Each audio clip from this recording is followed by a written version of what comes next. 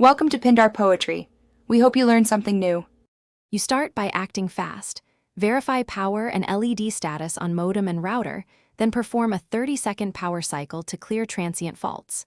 Next, inspect coax, DSL, or Ethernet cables for kinks or frays and reseat every connector. Swap in a spare cable to rule it out. Finally, check for an ISP outage from your phone or provider app so you don't chase local fixes when the problem is remote.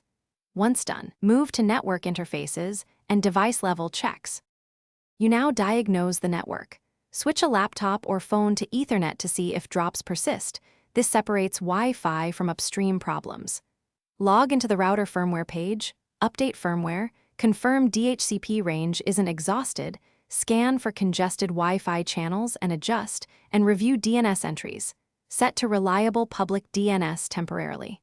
On each client, update the network adapter driver and run ipconfig or ifconfig renew to refresh leases.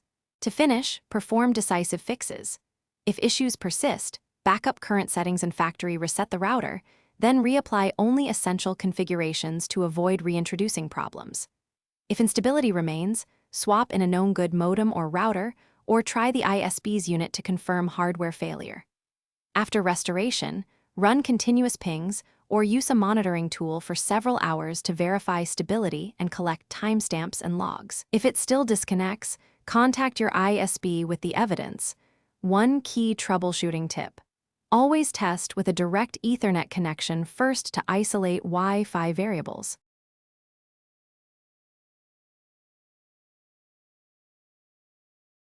Thanks for watching. Consider subscribing if we helped you.